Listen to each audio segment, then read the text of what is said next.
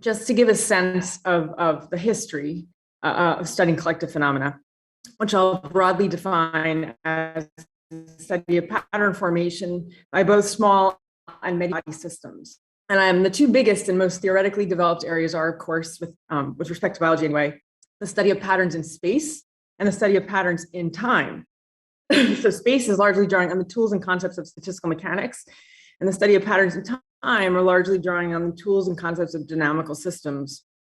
And these two areas, though they're sort of widely recognized as foundational in study of collective phenomena, have kind of proceeded somewhat independently from each other, which is interesting. That's changing in recent work by Steve Strogatz and Orrit, who will speak later, among others. So in that work, sinking and swarming are considered together. Now, just some of these other areas, obviously they've come up already in the talks, but you can see, you've got the empirical traditions like systems neuroscience and biology, animal behavior, robotics is empirical, of course, AI, then collective intelligence coming out of like business schools and management schools of focusing on team performance, which is, I think, out of all of these areas, the one that focuses most on the output, but is also the least rigorous. Right. So I think that's all I'll say about the history, but I just think it's, it's nice to sort of think about which of these areas has, contributed what. And I think that's helpful, especially as we go through my talk. Okay. So let's see here. So what I will argue in this talk is that the collective intelligence community needs to pay more attention to the causes of collective intelligence by explicitly reorganizing it as a micro-macro problem. And Leonora Carrington, the painter and the novelist, wrote, I have it here on the screen, "To possess a telescope without its other essential half, the microscope, seems to me a symbol of the darkest incomprehension. The task of the right eye is to peer into the telescope while the left peers into the microscope," right? So this is a view to which I'm very sympathetic, but maybe not for the usual reasons. So widely recognized among those who study collective intelligence is that there is a value in diversity. This is particularly the sort of like traditional collective intelligence community in integrating the opinions of individuals with different windows on the world. So this is fundamentally, you can think of it as fundamentally a comment about the importance of information processing.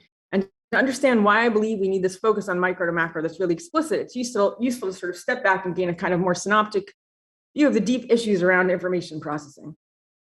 So my first slide, if you may have noticed, featured a composite image, and that is a photograph of the physicist John Wheeler looking at Walton Ford's painting, Falling Bow. And the painting is a fantastic description of collective behavior. Now, as you can see more clearly in the background to this photograph of Wheeler, who's, by the way, lecturing on the occasion of his 60th birthday symposium at Princeton in the 1970s, the drawing depicts an explorer's quest to conquer the great unsolved problems in gravitational physics. And I've included it not only because it's lovely, which it is. Sorry, that's a baby in the background. I have no control over this baby. It bears on some themes that will come up in this talk. Where does physics hit its limits? What is an individual? What can be quantized? Coarse grain is going to come up. So I'm starting with Wheeler because he proposed in a paper titled Information, Physics, and the Quantum, the Search for Links, probably one that you've all seen. And by the way, a paper that was first given before it was written at the Santa Fe Institute back in 1989. He proposed that all things physical are information theoretic in origin, and this is a participatory universe. Observer participatory gives rise to information. He went on to write, it from bit, otherwise put, every it, every particle, every field of force, even the space-time continuum itself, derives its function, its meaning, its very existence entirely, even if in some contexts indirectly, from the apparatus elicited answers to yes or no questions, binary choices. And he goes on later to stress the importance of counting, gets to the sort of probability points. Later in the paper, he poses a central question. And this central question is at the core of my research interests, and I think that's collective computation. And I think also at the core of this meeting, how does the vision of one world arise out of the information gathering activities of many observer participants? Now, I think physics can in part help answer this question, but as you're going to see, as I go through my talk, and certainly from the other talks, we're going to need to draw on evolutionary dynamics, cognitive science, and theoretical computer science, at least, to answer this question. So to consider why that's the case, let's just, again, back up for a second and think about physics. So physics is dominated by concepts like pressure and temperature. and entropy, and these emerge through simple collective interactions and provide, deep insights to the behavior of the physical universe. And I've got that sort of illustrated here on this slide. And biology, to include, by that I mean ecology and society as well, makes use of comparable concepts, collective concepts, but metabolism, conflict management, and robustness that, in contrast to physics, are functional. And in physical systems, order is produced through the minimization of energy, and adaptive systems produce order through the minimization of energy via information processing for the most part. And why there's this extra step and whether it makes them fundamentally subjective, so this comes to some points Melanie made, and uncharacterizable by laws and unamenable to prediction, are big open questions. Now, in trying to understand the relationship between micro and macro and how to predict at the macro scale, the history of physics is useful, particularly the debate between thermodynamics and statistical mechanics. And it's useful in my mind because it focuses our attention on three questions. Do we observe predictable relationships among macroscopic variables? Are these macroscopic variables fundamental? Can they be derived from the micro? If so, then we can say the relationships among the macroscopic variables are law-like and describe the macroscopic state of the system. The philosopher Ha-Seok Chang, in his book Inventing Temperature, and such a great book, I often mention it. It's dense, but it's a very useful history of inventing temperature. He gives his readers a really deep understanding of how these seemingly clear questions were muddled in physics, much in the same way they are now muddled in evolutionary biology and the study of adaptive systems, and certainly in the collective intelligence literature. So Carrington, coming back to Carrington, in her telescope microscope quote, was emphasizing the importance of seeing and understanding how the very small connects to the very large. Right? So we can extend her insight to include not just spatial extent, but temporal extent. That is how fast and slow connect to the relationship between big and small. And fast and slow are mediated by the relationship of information energy. Of course, I think physicists in the room will recognize in these thoughts the motivation for the development of renormalization group theory by Wilson and Murray and others. But I don't get into that today. That's just like the beginnings of something. But I will return to social evolution, and I want to use it as an example of how the micro-macro problem has been muddled. So some of you may have heard of or read the Martin Novak, Tornado Wilson paper on kin selection that was published some years ago. It caused a huge controversy, and there was a 130-person response to it. Now, the main paper has a lot of problems, and so I'm not interested in the main paper, but the appendix is really nice. And Tornita and Martin, I think, mostly wrote the appendix.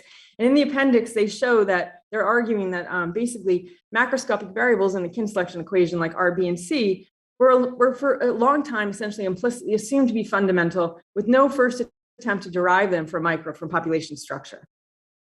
Now, before we get to why deriving macro from micro is important, beyond the obvious reason that I'm giving now, which is that showing the variable is not nominal, it's worth reviewing, I think, one of the best worked out examples of micro to macro in biology, and that's the work of Jeffrey West and Jim Brown and Ryan Enquist, of course, and then Luis and Van and Chris Kempes and others. And the example serves two purposes. It illustrates that deriving macro from micro in biology can be done, the practice of it, so to speak. And you'll also see it serves to show why it needs to be done, or one reason why it needs to be done. And so for me, one of the major insights arising from that body of work is that the scaling laws change when information and collective interactions become important, right? So when energy dominates, as in the case of scaling of mass and metabolic rate, that's the elephant slide, there's an economy of scale. The average elephant weighs 220,000 times the average mouse, but only requires about 10,000 times as many calories. In contrast, in social systems, the analog to mass and metabolic rate, something like patent generation and city size, they scale superlinearly. So there's an increasing returns to scale. Now, the metabolic scaling relationships at the macroscopic level can be derived from mechanistic first principles, from a set of axioms they stipulate, relating to the fractal structure of networks responsible for the distribution of energy. We don't yet know how macro derives from micro in the social cases, and that's in part because we haven't had the data as long as we did in the metabolic case. We don't know what the right macroscopic input is. We don't even know what the right macroscopic observables are. There are lots of them that these guys study, and they still need to be reduced to a core set. So the theory is in progress. But the point is that when we have collective effects and information processing playing a more dominant role, we seem to see this superlinear scaling. So information is changing things. Okay. Now, I want to suggest that deriving macro from micro and information processing systems is harder than in physical systems or ones in which energy dominates or there's strong physical constraints. That's that's the motivating logic behind what I'm going to present for the rest of the talk. So one reason why this is the case, and this theme has come up a couple of times already, is because information gathering rests on the perceptual abilities of like Wheeler's participants, if you remember the Wheeler quote. Why is this important? Because decision-making by components in learning and developmental time is error-prone and heterogeneous. And reasons why decision-making is error-prone and heterogeneous include finite computational capacity, partly aligned interests, different windows on the world, different developmental stages. But given all of this variability, one might think that there should be no ordered states at all. However, as we all know, noise can play a critical role in generating ordered states, the amplifying signal. And even though biological systems are out of equilibrium, they have one very important feature, which is multiple time and space scales. And it's precisely that multiplicity of scales, that hierarchy, that allows biology what we might call, or to recover, effective equilibrium state. So social structure persists relative to the lifespan of components, whereas the component behavior fluctuates. And the key to understanding in such systems how particular social structures arise from individual interactions lies in this proposal. Well, not quite there yet, hold on. Lies in this proposal. Components as imperfect information processors do error-prone coarse graining, and I'm gonna define what that is in a second, and collectively compute their macroscopic world, sometimes recovering ground truths out there in the ecological environment, and creating new ones, in particular in the social environment, if they fail to collectively wash out the negative noise. So collective computation, to channel Wheeler, means for prediction and control, we need to consider the system's point of view. Okay. So to really understand the implications of this framing of micro to macro relationships, I want to emphasize what we now all know to be true, but we've collectively failed to really process. And I see this time and time again in conversations with people, in conversations over here, in papers that I read. The microscale in biology and human society is not simple. We have in our heads models of cells that have like 10 organelles floating around some cytoplasm, and they're just ridiculous, these models. So biology is replete with rich empirical descriptions of individual complexity for a wide range of systems, from the molecular to the social. Just consider numbers. The human body has 38 trillion bacterial and 30 trillion cell cells, 86 billion of which are neural cells, right? And then this is organized in hierarchically, so there are 8.6 million people in New York City. And if if just numbers alone aren't convincing, which they aren't, consider that the macromolecular composition of a typical E. coli is 3 million proteins, something like 260,000 RNAs, 2 DNA molecules, 20 million lipids, 1 million liposaccharides, and so forth, right? So a lot of stuff, and it's packed in tightly, as you can see in this amazing schematic from Smart Biology.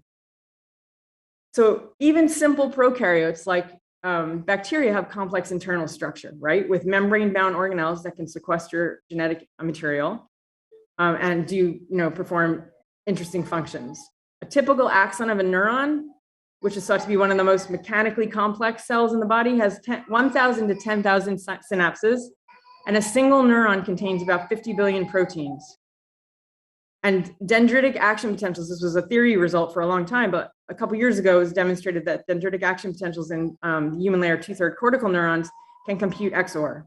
So, I mean, the point is, without listing even more examples like this, is estimating irregularities in such complex environments is non-trivial and very likely to be error-prone. And we're very likely to have error and bias problems at all scales. So error-prone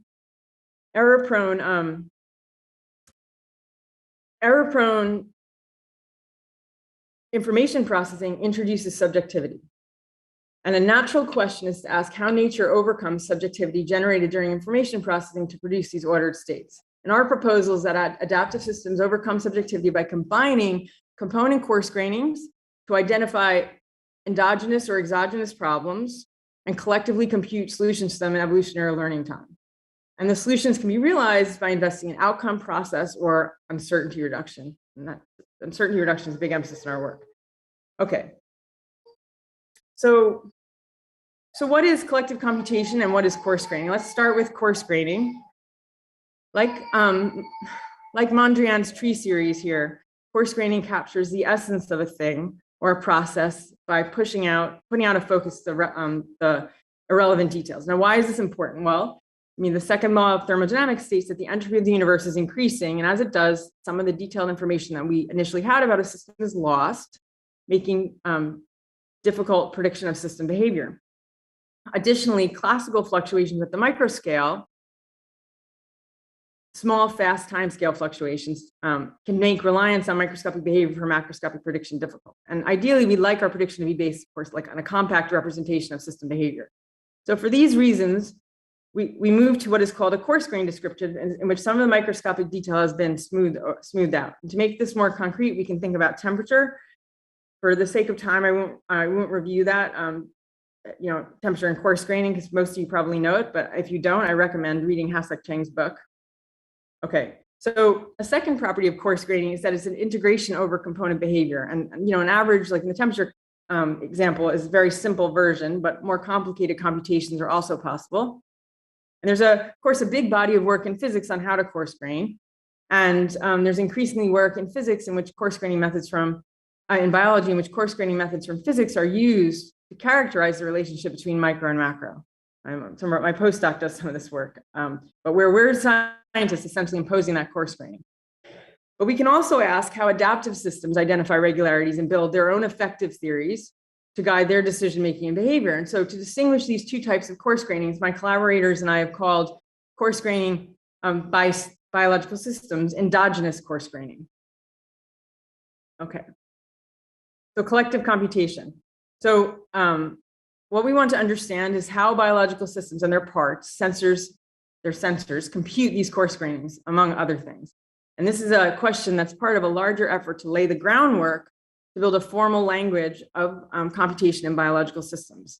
And there's no time to really talk about this today beyond touching a very few basic issues in the biological computation space. I mean, really trivial issues, which I've got here on the slide, elements of collective computation. So just to make it concrete, the input irregularities perceived by components through some kind of compression or coarse graining and their consequent behavior. The output to us is a macroscopic property, typically functional. The algorithm is like a procedure, a set of steps for specifying how information flows over a circuit composed of strategies, aggregating individual coarse grainings, and mapping input to output in biologically relevant time. And then we have a notion of correctness, or what you might call an effective termination criterion. And that's made possible, one way it's made possible is by the computation of coarse grained variables that reduce uncertainty by providing a stable environmental background against which the system can evaluate subsequent computations and tune, with the slow variable serving as the environment. So it's controlling, this is a like niche construction if you're familiar with that literature. It's controlling the background, the time scale at which the background changes, and using that to determine what's correct, essentially. Okay. So let me just make this even more concrete with some examples. So here we have two circuits. One's a social circuit from some of our early work, and another is a circuit from gene regulatory networks of Eric Davis and his collaborators. And in both cases, in very different ways, we use induction to extract strategies from time series, essentially. I mean, certainly in the social circuit case.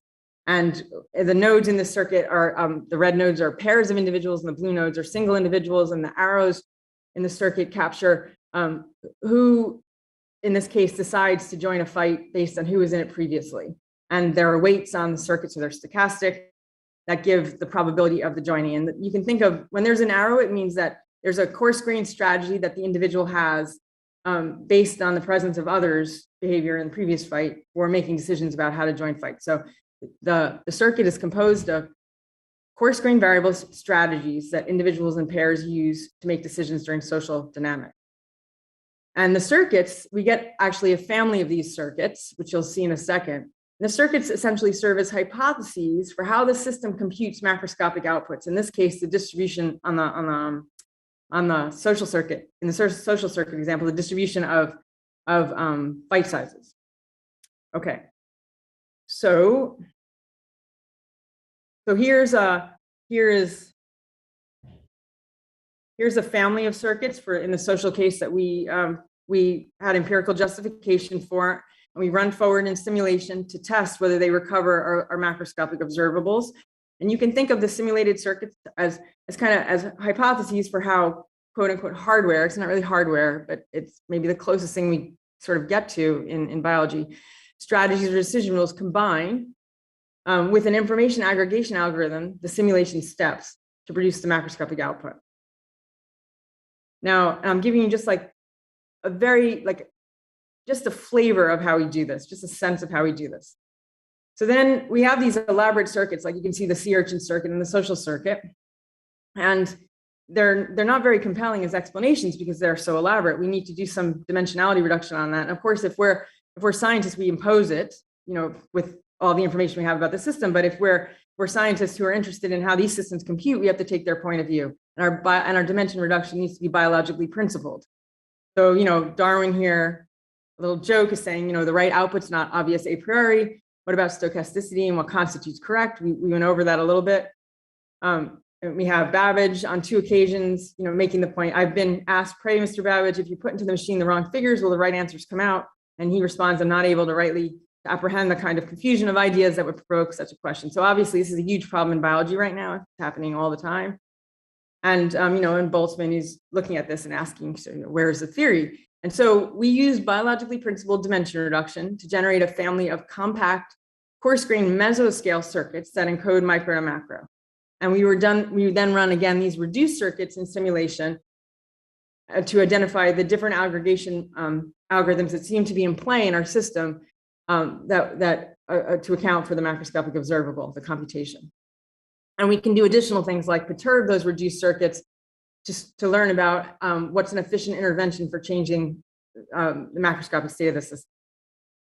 Okay, so just to review, in our monkey case, I didn't say that the social circuits are based on monkey interactions. The input in that case, the monkeys is fight joining strategies or their coarse-grained slow variables. The monkeys is strategies you can think of as coarse-grained slow variables that the monkeys use for decision making. The macroscopic output of the whole thing is this distribution of fight sizes. The algorithm is a procedure or set of steps for specifying the collective computation, so how the fight joining strategies combine to produce the output. And we studied lots of different algorithms in different contexts. So you can try and choose which algorithms you allow the simulation to use based on what you know about the system's computational capacity or your sensor's computational capacity. And the notion of correctness in this case, so it's a weaker example. We've done some better ones, but since I've got this example up, it's the fight size distribution is maximizing something like mutual information with a slowly changing net cost of fighting distribution that's controlled by another social distribution. All right, so getting close to the end. So what I have on this slide is a kind of really roughly like a von Neumann architecture for biology, but not a von Neumann architecture. I mean, it's the way we think this works in biology for lots of different systems. So we have W's, the perceivable state of the world, and they can be exogenous ground truths like the height of the Eiffel Tower, something out of our control more or less, or they can be social variables that are within the system, like the underlying distribution of fighting abilities I just mentioned. I didn't mention that one actually. So those are the W's. The X's are nodes on the microscopic circuit, and they can be like opinions or strategies that are based on the coarse gratings of W. And there's an algorithm, the perception algorithm that converts. That's how the estimate is made. This relates very much to Josh's talk. So, the cognition that's actually allowing the X's to be computed from the W's. And the Y's are macroscopic coarse grainings resulting from the algorithmic aggregations of X. So this thing's unfolded in time, obviously. And then the Z's are the outputs made possible by Y, right? So in another example, we have fights between individuals, tell them who's dominant and subordinate. The monkeys then give special signals. There's a circuit of these signals that results that sort of encodes how powerful individuals are. And then the power distribution changes the cost landscape and consequently changes the behavior the monkeys can engage in and what's accessible, disease. Okay, so that's our von Neumann, our kind of von Neumann architecture for biology. And there's a lot more I could say about it, but I just want to give you like a crude sketch of things today since time is very constrained.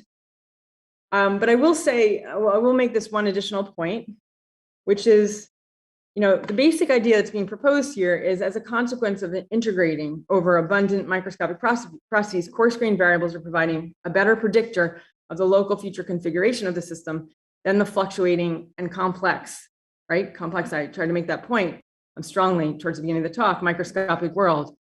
So in doing so, we find that they can provoke accelerated rates of microscopic adaptation if they're computed correctly.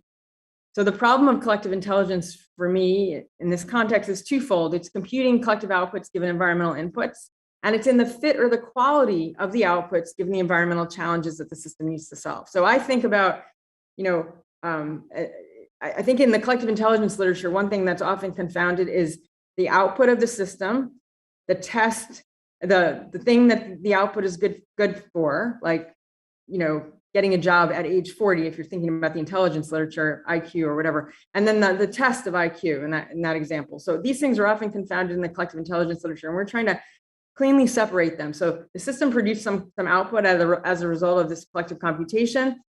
That output then can be assessed. You can look at the mutual information or another information theoretic measure to assess the fit of the output to the environment, for example. And that tells you whether the output is solving the problem. Okay, so going forward, let me make one more point about this slide. So one thing you may have noticed if you've been hearing the coarse graining points is that what we're essentially getting here are bottlenecks.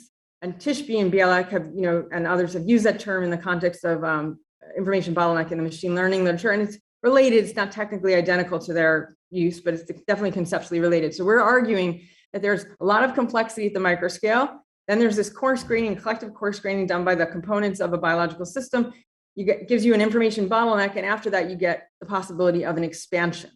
And so this happens over and over in our little architecture here. So we go from the environment, coarse grained variables, to the X's, the strategies and votes of the individuals, which then produces the macroscopic world, the Y's, and then we get an expand. That's a coarse graining again, and then we get an expansion in terms of the sometimes, and we want to understand the conditions that allow that macroscopic expansion, the new behaviors that become accessible as a consequence of coarse graining, as a consequence of simplifying and finding the regularities. And so we're calling this hourglass emergence.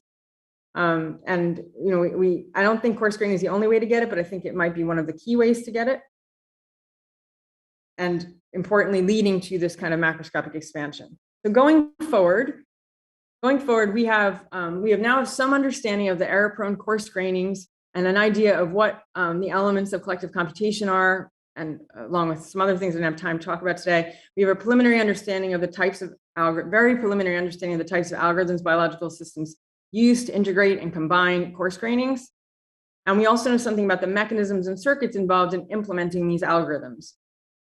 So going forward, we certainly need more comparative work so we can identify principles of collective computation that apply across scales. And to get there, I want to suggest that we really need to move beyond Church-Turing. Oop, I had too fast.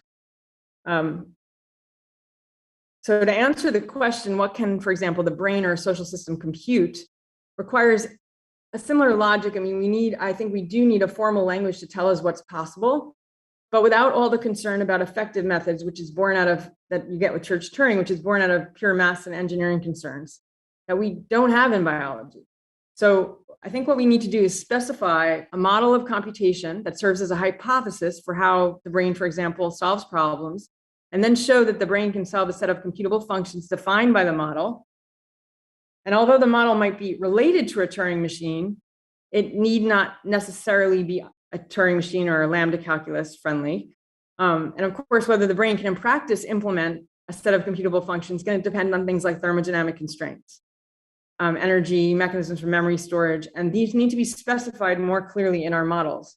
So to summarize, I'm arguing that collective intelligence requires a theory for how adaptive systems compute that, unlike a Church-Turing framework, explicitly acknowledges their universal collective property, that came up in Melanie's talk, thermodynamic constraints, and information processing principles.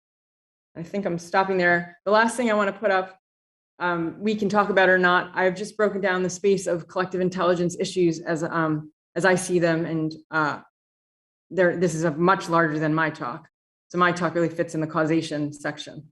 But I did mention a little bit about problem properties and how you evaluate performance. But that might serve as a point of discussion at some point. All right, thank you.